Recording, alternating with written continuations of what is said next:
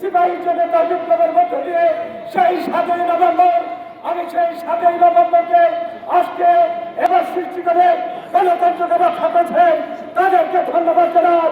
আর ধন্যবাদ জানাই গত 16 বছর যারা প্রতিষ্ঠান শাহাদাত বরণ করেছেন, জেল খেটেছেন, শত শত মানুষ মারা হয়েছেন, তারা ঘরে ফিরে যান নাই, ঘরে ফিরে যান নাই।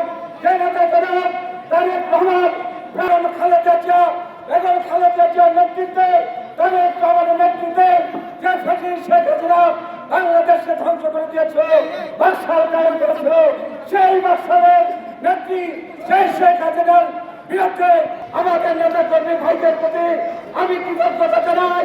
এত কিছু আছে, এত মামলা খেয়েছেন, এত হামলা খেয়েছেন, বাড়িতে থাকতে পারেন নাই, ঘরে থাকতে পারেন নাই, পুত্র পরিজন নিয়ে ঘরে থাকতে পারেন নাই, তারপরে কিন্তু আপনারা চীনের বিরুদ্ধে আন্দোলন সংগ্রাম করেছিলেন। আজকে পেয়েছেন গণতন্ত্র